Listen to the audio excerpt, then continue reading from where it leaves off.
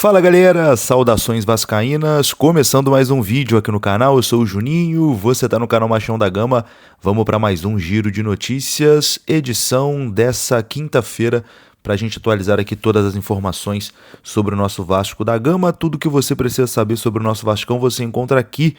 Bom, primeiro eu peço desculpas, né, porque ontem não teve vídeo aqui no canal e hoje tá tendo só esse, né. Como quem acompanha todo dia sabe que eu tô viajando, não tô no Brasil, então, enfim, ontem não consegui gravar.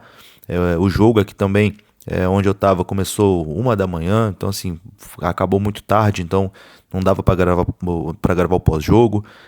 Mas a partir de sábado tudo volta ao normal, beleza? Sábado estarei de volta na minha casa, no Rio de Janeiro, então a partir de sábado tudo volta ao normal aqui, programação normal no canal Machão da Gama, sábado que já tem Vasco e Volta Redonda, né? Jogo decisivo aí pelo Campeonato Carioca. Enfim, nesse vídeo a gente vai repercutir ontem, né, a derrota do Vasco para o Bahia em São Januário, a situação de Fernando Diniz, bastante pressionado aí pelo torcedor. A gente vai falar sobre GB, que deixou o Vasco, né, já está a caminho do Fortaleza. Tem bastante coisa aqui pra gente conversar. O vídeo começa depois da vinheta. Antes eu conto com você, deixando o like, que é muito importante, e conto com você se inscrevendo também aqui no canal.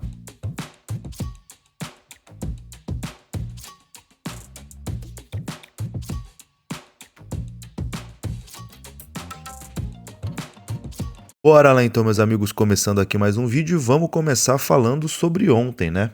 O Vasco ontem jogou em São Januário e foi derrotado pelo Bahia por 1-0. Um roteiro talvez parecido com o jogo da Chapecoense, né? E aí a gente já pode colocar que são dois jogos que o Vasco em casa teria obrigação de vencer, né? São dois adversários que a gente, quando tá começando a tabela, o campeonato, a gente olha, ó, Bahia em casa tem que vencer, Chapecoense em casa tem que vencer. E dois resultados que o Vasco não conseguiu, né? O Vasco deixou a vitória escapar contra a Chapecoense no último minuto, né? Um jogo onde o Vasco pressionou, perdeu o gol à Vera e depois foi castigado no último lance. E nesse jogo contra o Bahia, é um roteiro um pouquinho parecido. É que o gol do Bahia saiu no primeiro tempo, né? Mas o Vasco também desperdiçou diversas oportunidades, criou muitas oportunidades de gol e não conseguiu fazer o gol e acabou derrotado, né? Um aproveitamento muito preocupante do treinador Fernando Diniz, que não consegue corrigir os erros, né, desse time do Vasco. Acho que desde que ele chegou, o Vasco vem cometendo os mesmos erros, defensivos principalmente, né? E ali na frente o time cria, mas não consegue fazer gol. Aí eu nem acho que seja culpa do treinador, né? O time tá criando, mas não tá conseguindo colocar a bola na rede. Mas o aproveitamento do Fernando Diniz nos jogos de Campeonato Brasileiro é muito, muito baixo. É uma coisa que já me preocupava no início da temporada.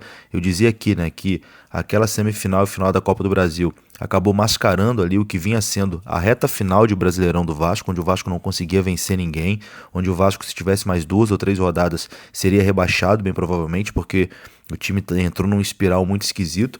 E o Campeonato Brasileiro esse ano começou mais cedo, né? E começou do jeito que terminou ano passado, né? A gente não vê assim nenhuma grande mudança e o Vasco continua sem conseguir vencer pelo Campeonato Brasileiro. Então, assim, é uma situação bem preocupante e eu vejo que o torcedor, principalmente, já perdeu a paciência com o Fernando Diniz, né?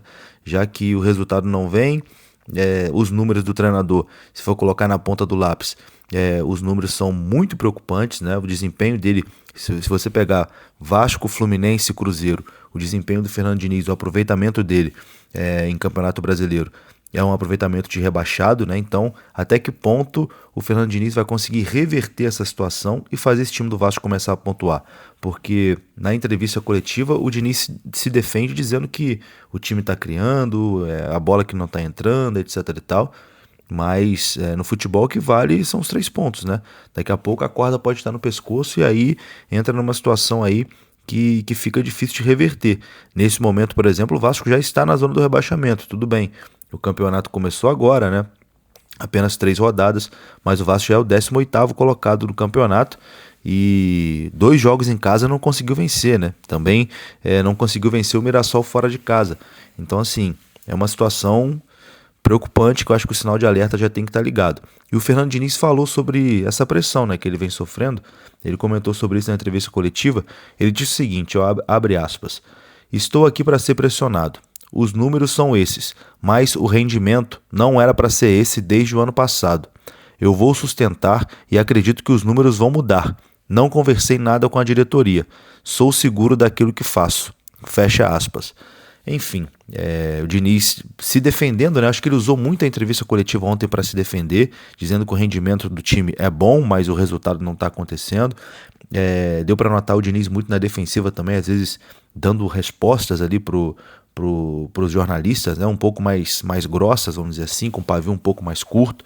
Então dá para ver que ele está na defensiva, está se sentindo mesmo pressionado ali pelo torcedor, e pelos jornalistas também que cobrem o clube, né? Afinal de contas, muita gente que tem canal de YouTube vai lá, faz as entrevistas, etc e tal.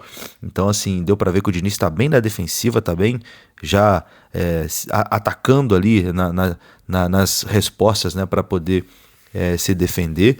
Mas com a diretoria, né? A informação que a gente tem é que Diniz ainda tem respaldo, né? O Pedrinho gosta muito dele, confia muito no trabalho do treinador, o Felipe também confia muito no trabalho do treinador.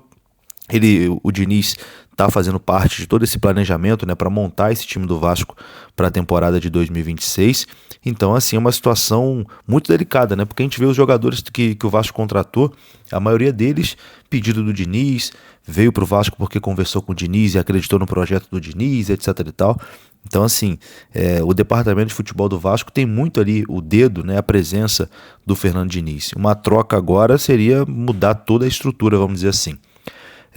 Como eu disse, a diretoria ainda dá respaldo, né, para o treinador, confia no trabalho do treinador, mas é aquilo, eu acho que se os resultados não começarem a aparecer, se o Vasco não conseguir voltar a vencer, se o Vasco não conseguir sair ali da parte de baixo, uma hora o Pedrinho vai estar muito pressionado e não vai ter como segurar mais, né, porque a pressão externa do torcedor, de dentro do clube também, né, de outras áreas, eu acho que vai ficar insustentável para o trabalho do Fernando Diniz. Mas nesse momento, Diniz mantido como treinador do Vasco, eu quero saber a sua opinião.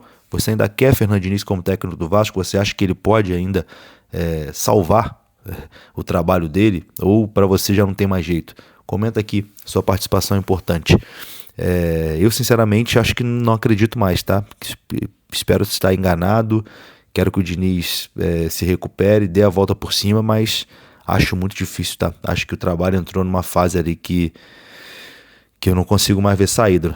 Enfim, tomara que eu esteja errado, né? Tomara que o Diniz já, a partir do próximo jogo, o Vasco já tenha uma postura diferente, etc e tal, mas sinceramente acho muito difícil. Vou falar rapidinho aqui antes de ir embora sobre o GB que ontem torrou a paciência do torcedor, né? Aquela jogada no final ali que ele erra o passe, enfim, foi a saída com chave de ouro, né, do GB com a camisa do Vasco. Ele viajou na manhã dessa quinta-feira para poder se apresentar ao Fortaleza. Vai jogar a Série B do Campeonato Brasileiro. Depois do jogo de ontem, o atacante GB acordou hoje logo cedo, seguiu para Fortaleza para realizar os exames médicos e ser apresentado pelo clube cearense, com o aval do diretor esportivo Pedro Martins e do diretor de captação Vitor Bastos, que trabalharam, né, com o GB no Vasco e agora estão no Fortaleza. O atacante ficará no Fortaleza por empréstimo até o final da disputa da Série B do Campeonato Brasileiro. Uma boa sorte aí pro GB. É isso, meus amigos, vou ficando por aqui. Sabadão, tudo volta ao normal aqui no canal. Tamo junto, um abraço, até a próxima. Desculpa qualquer coisa, fui.